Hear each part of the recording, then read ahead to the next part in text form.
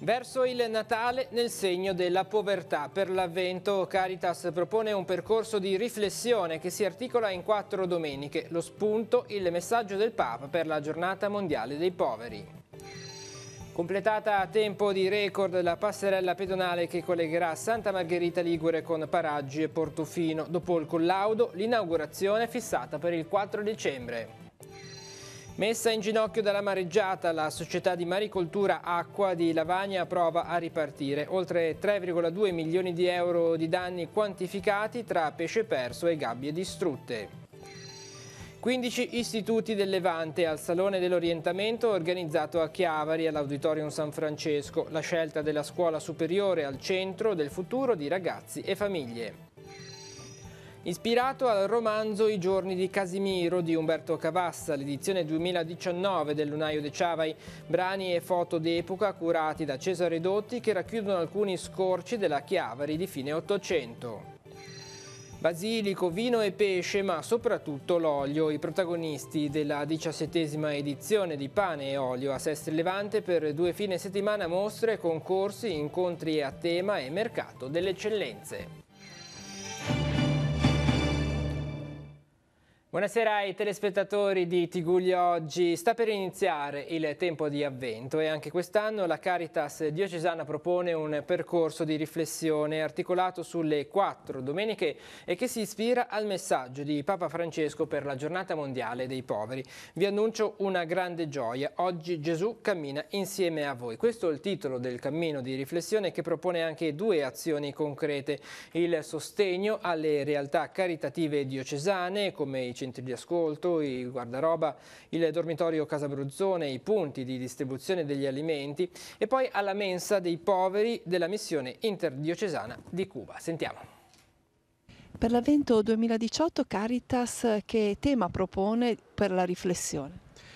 Ma è tanto da tema fondamentale un po' l'annuncio che viene dato nel Natale, che il Signore cammina con noi, quindi il Signore è accanto a ciascuno di noi. E allora abbiamo un po' individuato, assumendoli un po' dal messaggio del Papa per la giornata mondiale dei poveri, 4 parole che in qualche maniera vengono coniugate nelle 4 domeniche dell'Avvento. E le 4 parole sono il silenzio dell'ascolto, il rispondere, il liberare e l'incontrare.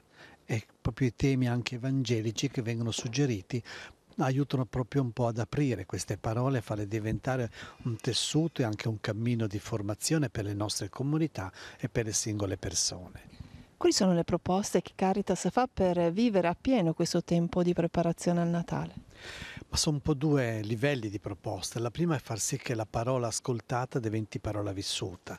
E allora ci sono anche dei testi che vengono consegnati nelle schede, dei suggerimenti perché possa questa parola ascoltata la domenica durante la settimana masticata e vissuta.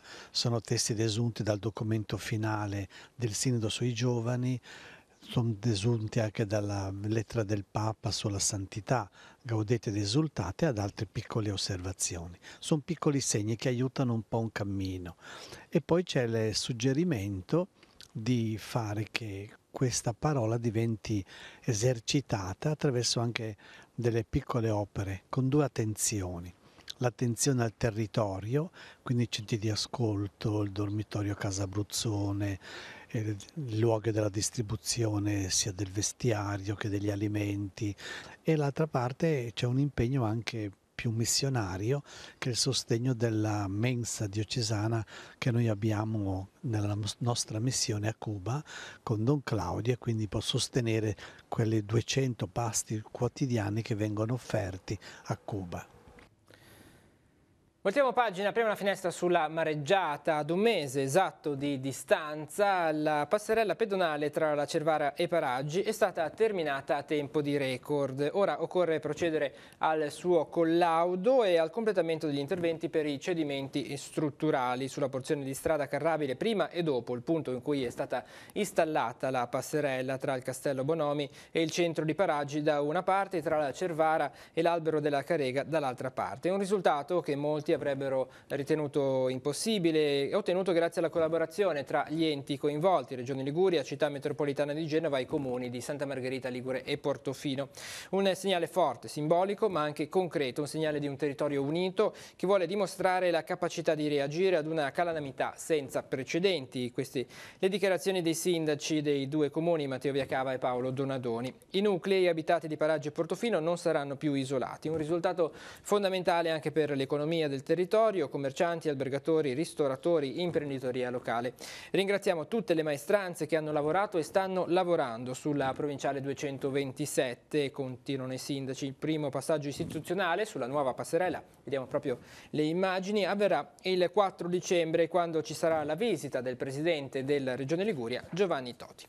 E un altro intervento di ripristino dopo la mareggiata del 29 ottobre è stato avviato sul territorio di Santa Margherita Ligure. Da ieri si sta portando avanti il consolidamento della scogliera di sostegno del parcheggio di Punta Pedale, parzialmente crollato sotto i colpi delle onde. Il materiale utilizzato viene preso direttamente dalla parte tombinata del torrente San Siro, del quale si sta portando avanti le operazioni di polizia.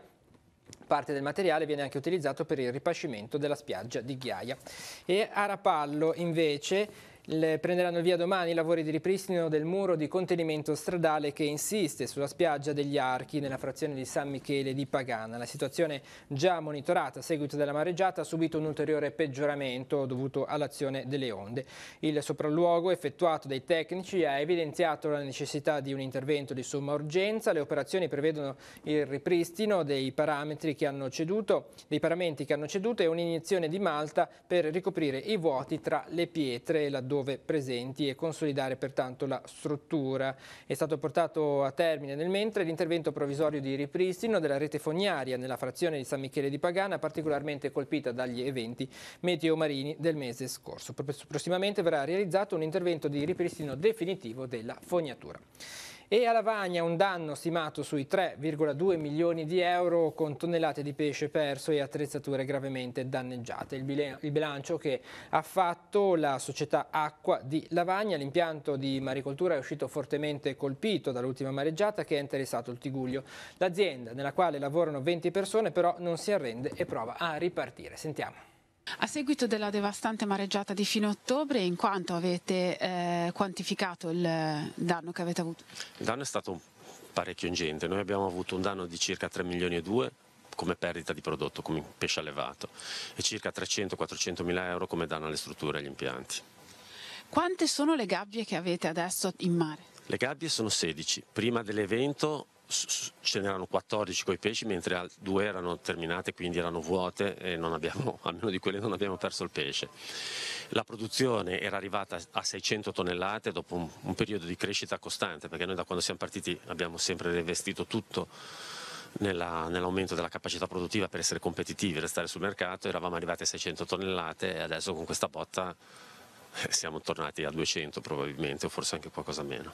L'impianto era evidentemente progettato però per resistere alle mareggiate. Forse una portata di questo tipo era non preventivabile? Sì, probabilmente è successo questo, nel senso che il progetto è stato fatto su dati storici e sono stati presi in esame dati che io ricordi non c'erano dati con 12 metri d'altezza d'onda. E infatti era progettato proprio per resistere alle mareggiate, tanto che normalmente noi usiamo la procedura di affondare le gabbie per evitare di esporle alla forza delle onde. L'abbiamo fatto anche questa volta, ma questa volta non è stato sufficiente perché l'impatto è stato talmente forte che ha colpito proprio il sistema di ormeggio e di conseguenza, collassando il sistema di ormeggio, sono poi collassate le gabbie, si sono rotte le reti e è uscito il pesce. Cosa chiedete alle istituzioni? Ma alle istituzioni chiediamo un aiuto per cercare di trovare qualche fondo che possa aiutarci a risollevarci. Secondo noi è stata, ed è stato riconosciuto, una calamità naturale eccezionale. Possono esserci dei fondi a livello ministeriale, a livello europeo, che prevedono un sostegno proprio in casi di questo tipo, specializzati proprio e dedicati all'attività dell'agricoltura. E anche a Lavagna si può raccogliere la legna portata sulle spiagge dalla mareggiata. La Commissione ha emesso un'ordinanza con la quale si autorizzano i privati alla raccolta, rimozione, asporto e riutilizzo per il solo uso personale. Notizia che troviamo sul nostro sito teleradiopace.com. L'impiego di eventuali mezzi meccanici deve essere limitato esclusivamente alle operazioni di trasporto fuori dall'area demaniale. La raccolta del materiale può avvenire dalle 7 alle 17 dal lunedì al sabato. Il trasporto deve essere effettuato esclusivamente sulla viabilità esistente. Gli interventi di raccolta sono consentiti fino al 31 gennaio del prossimo anno. E si sono conclusi gli interventi per l'installazione del nuovo ascensore di Palazzo Ravenna a Lavagna, sede della biblioteca comunale. Il nuovo impianto sarà messo in funzione giovedì prossimo. Il costo complessivo dell'intervento è stato di quasi 30.000 euro con un progetto a cura dell'ufficio tecnico. La cronaca: un uomo di 88 anni è stato ricoverato al reparto di malattie infettive dell'ospedale San Martino a causa di una meningite da meningococco. Le sue condizioni sono stabili. L'anziano di Pieve Ligure è giunto al pronto soccorso martedì con la febbre ma senza sintomi neurologici. Solo i successivi esami di laboratorio, i cui esiti sono arrivati oggi, hanno rivelato la meningite. L'uomo è stato sottoposto a terapia adeguata. Al contempo è stata allertata la ASL genovese, che ha avviato la profilassi antibiotica a tutela degli operatori oltre che dei familiari e contatti stretti del paziente. E sempre in tema di sanità, l'ospedale di Sestri Levante sarà il polo riabilitativo di riferimento della ASL 4. Lo conferma con una nota la direzione dell'azienda sanitaria chiavarese, che risponde così alle preoccupazioni espresse nei giorni scorsi dal sindaco di Sestri, Valentina Ghio. Le cure intermedie di Rapallo verranno trasferite al piano terzo della struttura sestrese, accorpate a quelle già presenti, con l'ampliamento degli attuali posti letto e la realizzazione di palestre dedicate. L'attività riabilitativa per esterni svolta a Lavagna verrà trasferita sempre a Sestri e allocata al secondo piano. Il sesto piano sarà invece interamente dedicato alla degenza del servizio di riabilitazione motoria e neuroriabilitazione, con la realizzazione di nuove palestre, ampliamento con ristrutturazione delle stanze di degenza. A completamento del percorso previsto dal piano sociosanitario regionale, conferma il direttore della ASL Bruna Rebagliati, tutti i piani dell'ospedale di Sestri Levante verranno occupati. I temi del lavoro: creazione di nuove strutture ricettive extra alberghiere, riqualificazione di quelle esistenti e valorizzazione di consorzi. Questi gli obiettivi del bando dell'Agenzia di Sviluppo GAL genovese, che sarà aperto dal 7 dicembre al 21 febbraio e che è parte integrante del programma di sviluppo rurale della Liguria. Il territorio è molto ampio e comprende anche la Val Fontanabuona, inclusi Cogorno e Carasco. Nello specifico, questa azione intende sostenere la creazione di spazi e servizi dedicati alle attività all'aria aperta.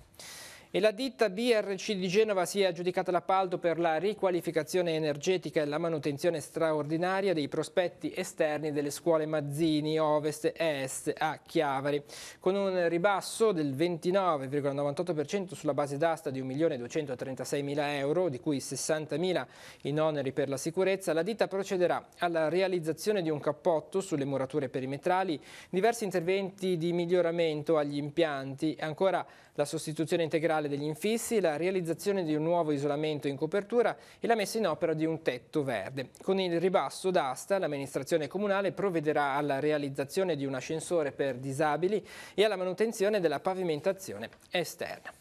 E restiamo a parlare di scuole. Migliaia di ragazzi delle classi terze delle scuole medie del Tiguglio hanno invaso questa mattina e questo pomeriggio l'Auditorium San Francesco di Chiavari, dove 15 istituti del Levante hanno messo in vetrina la propria offerta formativa nell'ambito del saloncino dell'orientamento. Andiamo a vedere. Le scuole del Levante presentano la propria offerta formativa agli studenti che quest'anno sono chiamati a scegliere il proprio futuro scolastico. A Chiavari sono 15 gli istituti i cui studenti e professori all'interno dell'Auditorium San Francesco hanno messo in vetrina la propria offerta formativa. 15 tra enti di formazione superiore e scuole superiori. È molto importante per Chiavari questa manifestazione perché permette ai ragazzi del nostro territorio di poter conoscere le realtà del nostro territorio e quindi le scuole vicine a casa loro. Per le famiglie c'è comunque tempo fino a fine marzo del prossimo anno per effettuare le preiscrizioni a una o più scuole. Nel frattempo dovrebbero arrivare a trovare una risposta alle questioni ancora in sospeso, prima fra tutte la partenza all'Istituto in memoria dei morti per la patria di Chiavari del liceo linguistico. Il liceo linguistico a Chiavari manca da quando è stata chiusa la piccola scuola privata di liceo linguistico, è presente a Rapallo, sicuramente non è facile da raggiungere soprattutto per l'entroterra, ma tutte le offerte formative nel Tigullio sono presenti. Altra scuola sul cui futuro pesa una situazione di incertezza è l'Agrario Marsano di San Colombano Certenoli. Da 2 anni manca una prima e se ciò dovesse succedere anche quest'anno l'esistenza dell'istituto è a rischio. Di questo si parlerà nel corso di una tavola rotonda nella sede della scuola domani mattina.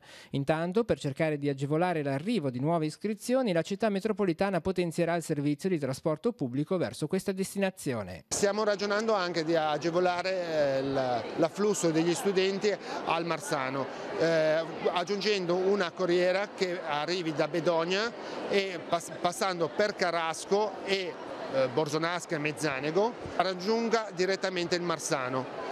Sicuramente il punto di vista logistico è molto importante perché i ragazzi possono raggiungere la scuola e con spostamenti superiori all'ora i ragazzi scelgono un altro indirizzo. L'Associazione Culturale Oleudo di Seste Levante ha bandito la 31esima edizione del concorso relativo alla giornata dei nonni. Per il 2019 il tema della ricerca sarà il rapporto fra dialogo in famiglia e nuovi strumenti di comunicazione. Possono partecipare gli studenti delle scuole elementari, medie e superiori del territorio. Gli elaborati vanno consegnati entro la fine del mese di maggio. Trenitalia, in occasione dell'accensione del presepe installato sulla collina sopra Manarola, in programma l'8 dicembre, ha programmato 2 treni straordinari. Vediamo sul nostro sito. Ci sarà un treno in partenza da Genova Brignole alle 13:10 che arriverà a Manarola alle 14:42, confermati intermedi a Genova Nervi, Recco, Santa Margherita, Rapallo, Chiavari, Lavagna e Seste Levante. Per il ritorno il treno aggiuntivo partirà alle 19:15 da Manarola, arriverà a Genova Brignole alle 20:50 servendo le stesse fermate dell'andata. La cronaca, operazioni stazioni sicure da parte della Polizia Ferroviaria della Liguria. Nelle scorse ore 40 pattuglie dislocate in 33 scali ferroviari della regione hanno scortato 12 treni, identificato 243 persone e effettuato controlli a 139 bagagli. Al termine il bilancio dei provvedimenti parla di 2 denunce a piede libero. E a conclusione di accertamenti, i carabinieri hanno deferito in stato di libertà per evasione un 27enne straniero residente a Seste Levante. Il giovane, che si trova agli arresti domiciliari e al controllo dei militari, non era presente nella propria abitazione. La pagina della cultura adesso è ispirato al romanzo I giorni di Casimiro, scritto da Umberto Vittorio Cavassa, ambientato a Chiavari nella fine dell'Ottocento, l'edizione 2019 del Lunaio dei Ciavai. Curato anche quest'anno da Cesare Dotti, la pubblicazione dell'Associazione O Castello diventa quasi una guida per ritrovare gli antichi scorci della città, sia con scatti fotografici d'epoca, sia con i brani dell'opera di cui si ricordano proprio i 70 anni della sua pubblicazione. Sentiamo. Ripercorriamo la Chiavari di una volta attraverso oltre 100 fotografie che utilizzano come commento le pagine chiavaresi di Umberto Vittorio Cavassa. Quindi è lui che ci porta per mano per Chiavari ed è un giro che spero che tutti vorranno fare ed è anche, come dire, una speranza che dopo aver letto questo lunaio, le sue introduzioni, le sue parti descrittive, qualcheduno abbia la voglia di leggere l'opera integrale di Cavassa che merita effettivamente di non essere dimenticata. Che luoghi raccontano queste foto e questi brani? Beh, naturalmente raccontano di una Chiavari piccola, di una Chiavari piccola e quieta del 1867, che era praticamente uguale ancora alla Chiavari dell'Ottocento, una Chiavari che era praticamente il borgo con le sue periferie però ancora allo stato naturale. Questo è reso in pagine indimenticabili da parte di Cavassa, una delle descrizioni che sconfinano nella poesia ma in maniera naturale, perché la poesia era insita nelle cose. Il lunaio è un'occasione per sostenere l'attività del castello, è importante che ci sia un segnale in questo senso. Sì, quello giustamente sì, per noi è un veicolo di sostegno perché appunto lo reclamizziamo attraverso gli sponsor e poi lo possono trovare acquistandolo presso le edicole.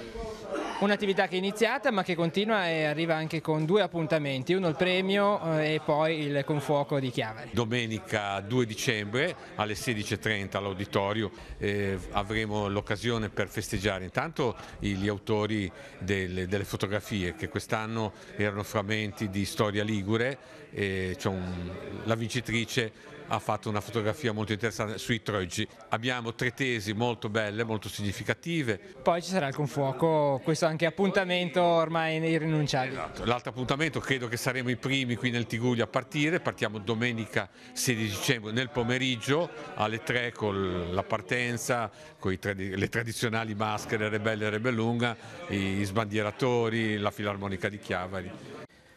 È uscito anche il nuovo calendario 2019 realizzato dal Parco dell'Aveto dedicato alle api e al miele. Il parco infatti capofila del concorso Mieli dei Parchi di Liguria per il 2018. Per valorizzare il lavoro degli apicoltori fondamentale per la tutela della biodiversità, il calendario contiene alcune ricette preparate dai ristoranti della zona ed è corredato dalle fotografie di Claudio Pia ed Emanuele Biggi.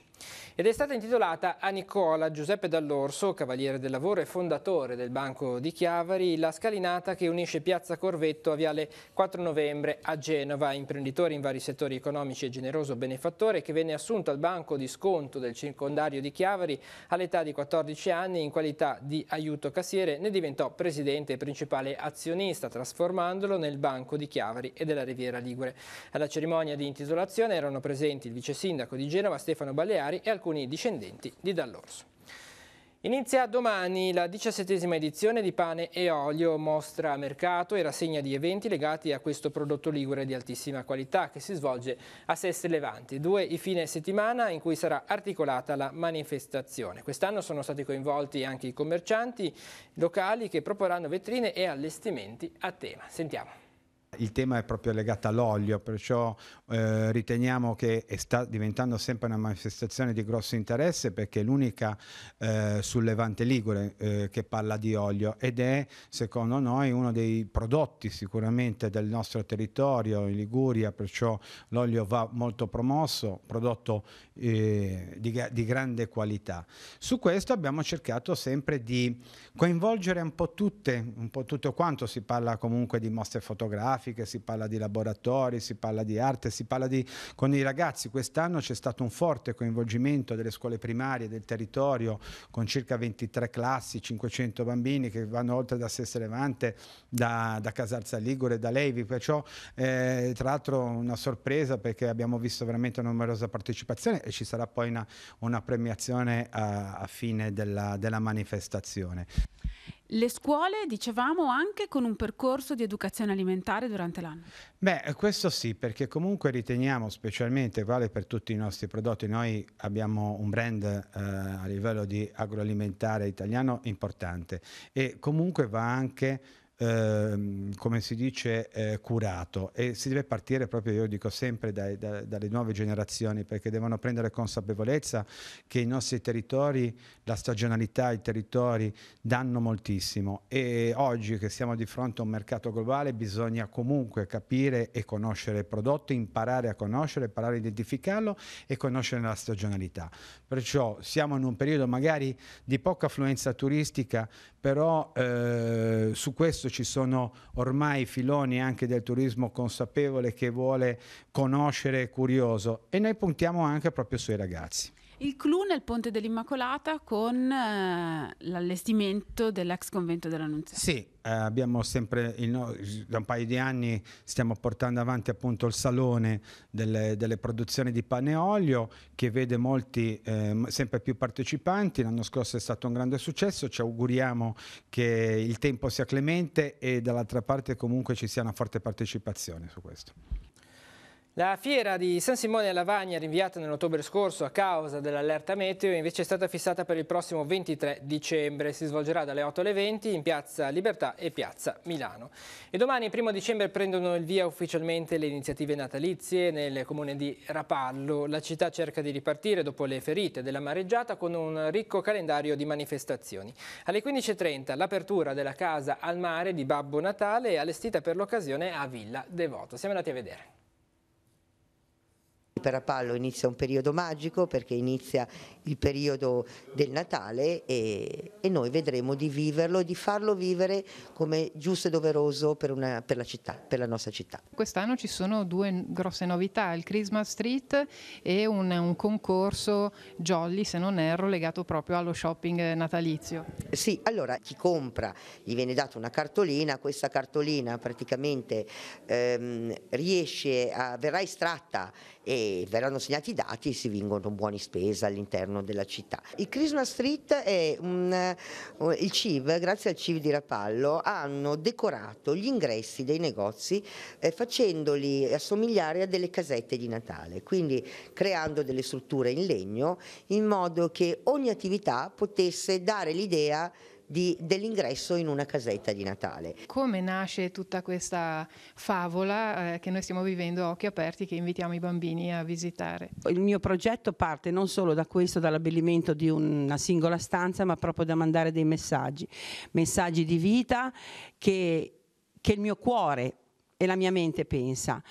Quest'anno ci sono i messaggi del vorrei, quindi abbiamo estrapolato delle letterine che scrivono i bambini a Babbo Natale, però è una libera interpretazione, cioè voi leggerete questa lettera, per i bambini è da cogliere proprio la lettura visiva di ciò che è scritto, invece per gli adulti è da leggere fra le righe ed è molto importante. Quest'anno ha cambiato casa per motivi di forza maggiore, ma direi che la magia e l'atmosfera è la stessa di sempre.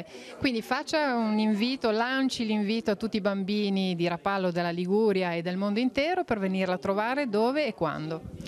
Io anche quest'anno sì, sono venuto qua, mi hanno accolto benissimo, mi hanno preparato una casa meravigliosa in questo posto per forza maggiore, ma bellissima comunque.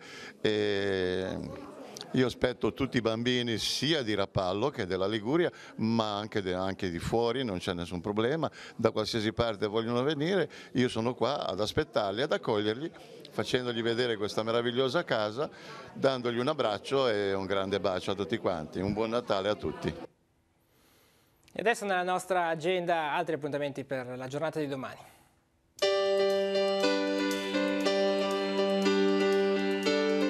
Ricca agenda di appuntamenti per sabato 1° dicembre. Fine settimana all'insegna dei mercatini di Natale a Sestri Levante per tutto il giorno. Sul lungomare dal Grande Albergo allestiranno le loro proposte natalizie i ragazzi dell'Anfas Tigullio Est.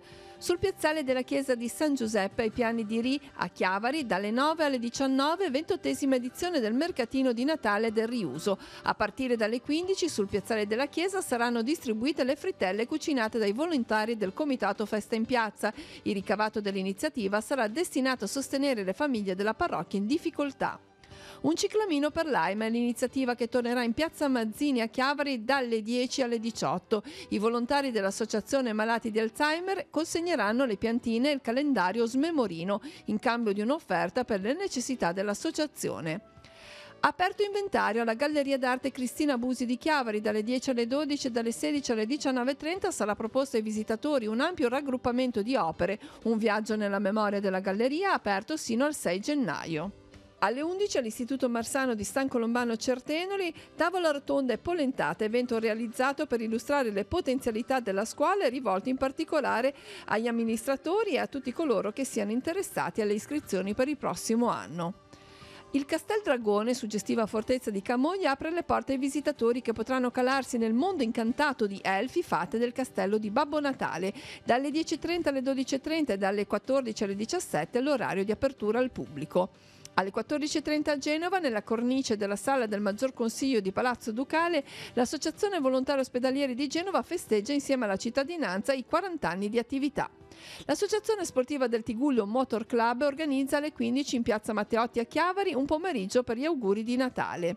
La pianta delle allergie, cosa sapere? È il titolo dell'incontro in programma nella sede del Circolo Acli Fanine di Via Vinelli a Chiavari, l'inizio alle 16. Vieni con noi a scoprire il Musel. Alle 16 nella sede di Palazzo Fascia a Sestri Levante il FAI invita ad una visita guidata al museo, al termine aperitivo.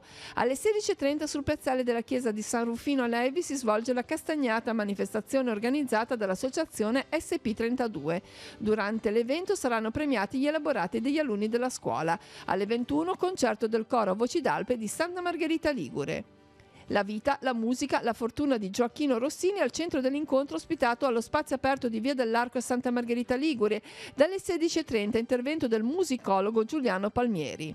Primo appuntamento della rassegna Uomini e Nave dalle 17 nella sede della Lega Navale al porto di Chiavari. Giorgio Getto Viarengo parlerà su l'Istituto Nautico Andrea Doria di Chiavari, nascita del sistema scolastico nella nostra città. L'Avo Tigullio Orientale propone il concerto di Natale alle 17 all'Auditorium San Francesco di Chiavari, esibizione del trio Vulpani and Friends con lo spettacolo Quadri d'amore e di musica, la magia del teatro d'opera. Alle 19 al Villaggio del Ragazzo di San Salvatore si svolgerà la cena degli auguri con il Vescovo, organizzata dai club service della diocesi. Le offerte saranno devolute alla mensa dei poveri dei frati Cappuccini. Spettacolo di beneficenza alle 21 nella chiesa di Santa Maria del Prato in piazza Leopardi a Genova al Baro. Si terrà il concerto del coro By and By Gospel Singers. In repertorio brani della tradizione e spirito. Il ricavato sarà devoluto ai ragazzi disabili in carrozzina del Big Basket Genova. Concerto un pianoforte per due nella Sala Albino della Biblioteca Civica di Lavagna. Simone Gragnani e Matteo Costa si esibiranno al pianoforte su brani di Franz Liszt. L'illustrazione storico-biografica sarà a cura di Sara Vergnano.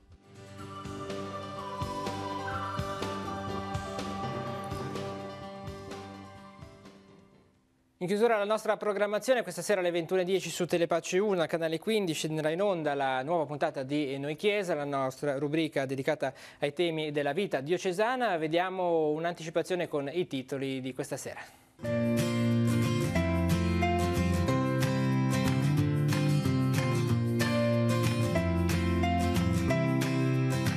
Ascoltare, rispondere, liberare, incontrare. Le parole chiave del messaggio del Papa per la Giornata Mondiale dei Poveri al centro della riflessione per l'Avvento proposta da Caritas Diocesana.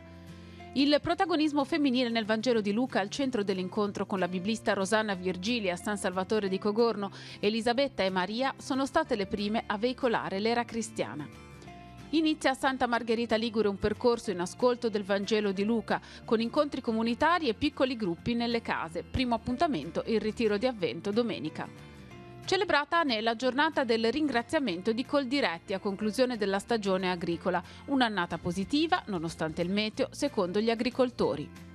Fra tradizione e attualità, l'arte del campanaro continua ad appassionare. Anè il raduno diocesano dell'associazione che raggruppa quasi 50 appartenenti in tutta la Liguria. 13 studenti degli istituti di musica delle diocesi di Chiavari, Genova e Savona insieme in cattedrale per celebrare la festa di Santa Cecilia. Fra loro giovani e meno giovani uniti dalla passione per la musica. Santa Caterina è stata festeggiata dall'omonima confraternita di Sestri Levante, in processione i 3 crocifissi lignei. Presto verrà allestito il presepe, le cui offerte saranno destinate ad interventi di restauro dell'oratorio. Appuntamento dunque con Noi Chiesa alle 21:10 su Telepace 1 questa sera. È tutto per questa edizione di Tigullio Oggi. L'informazione torna invece domani 12:45 con la prima edizione del TG13. Tutte le notizie le trovate sul nostro sito teleradiopace.com. Grazie per essere stati con noi e buon proseguimento di serata.